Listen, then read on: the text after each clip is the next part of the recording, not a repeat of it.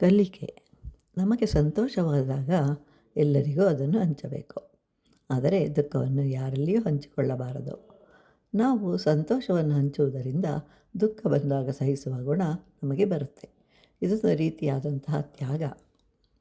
ಕೆಲವು ಸಲ ನಾವು ಪ್ರಾಣಿ ಪಕ್ಷಿಗಳಿಂದಲೂ ಪಾಠವನ್ನು ಕಲಿಯಬಹುದು. ಅವುಗಳು ಎಷ್ಟು ಆನಂದವಾಗಿರುತ್ತವೆ. ಉದಾಹರಣೆಗೆ, ಕೋಗಿಲೆಯು ಗೂಡಿನಿಂದ ಹೊರಗೆ ಬಂದ ಕೂಡಲೇ ಹಾಡುತ್ತದೆ. ಅದಕ್ಕೆ ಯಾರೂ ಸ್ಫೂರ್ತಿಯಲ್ಲ. ಶುಕವತ್ ಭಾಷಣಂ ಕುರ್ಯಾತ್, ಅಜವತ್ ಭೋಜನಂ ಕುರ್ಯಾತ್, ಕಾಕವತ್ ಮೈಥುನಂ ಕುರ್ಯಾತ್, ಗಜವತ್ ಸ್ನಾನಮಾಚರೇತ್. ಅಂದರೆ ಗಿಳಿಯು ಹೆಚ್ಚಾಗಿ ಮಾತನಾಡುವುದಿಲ್ಲ, ಆದರೆ ಮಾತನಾಡುವ 2 ಮಾತುಗಳು ಹಿತಕರವಾಗಿರುತ್ತವೆ. ಅಜವತ್ ಭೋಜನಂ ಕುರ್ಯಾತ್ ಅಂದರೆ ಮೇಕೆಯು ಬೇಗ ಬೇಗ ತಿನ್ನುತ್ತದೆ, ಆದರೆ ಅಗೆಯದೆ ತಿನ್ನುವುದಿಲ್ಲ. ಕಾರಣ, ಯಾರಾದರೂ ನೋಡಿದರೆ ಓಡಿಸುತ್ತಾರೆ. ಸಿಕ್ಕಾಗ ಬೇಗನೆ ತಿನ್ನಬೇಕು, ಇಲ್ಲವಾದರೆ ಸಿಗುವುದಿಲ್ಲ. ಮುಂದೆ ಆಹಾರ ಸಿಗುವುದೋ ಇಲ್ಲವೋ ತಿಳಿಯದು.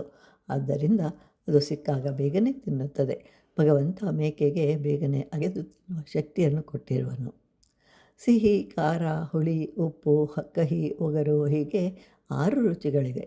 ಅವುಗಳನ್ನು ತಿಂದಾಗ ನಮಗೆ ಅಂತಹ ಘಟನೆಗಳು ಎದುರಾದಾಗ ಅದನ್ನು ಸಹಿಸುವ ಶಕ್ತಿ ಬರುತ್ತದೆ. ಕಾಕವತ್ ಮೈಥುನಂ ಕುರ್ಯಾತ್. ಕಾಗೆಯು ತನ್ನ ಹಿತಕರನ ಜೊತೆ ಸೇರಲು ಏಕಾಂತ ಪ್ರದೇಶಕ್ಕೆ ಹೋಗುತ್ತವೆ. ಇಂದ್ರಿಯಗಳನ್ನು ನಿಗ್ರಹಿಸುತ್ತವೆ. ಗಜವತ್ ಸ್ನಾನಮಾಚರೇತ್. ಆನೆಗಳು ಗಾತ್ರದಲ್ಲಿ ದೊಡ್ಡದು, ಆದರೂ ಸೊಂಡಿಲಿನಿಂದ ಇಡೀ ಶರೀರಕ್ಕೆ ಬೀಳುವಂತೆ ನೀರನ್ನು ಹಾಕಿಕೊಳ್ಳುತ್ತದೆ. ಹೀಗೆ ಸ್ವಚ್ಛವಾಗಿರಬೇಕು ಎಂದರ್ಥ.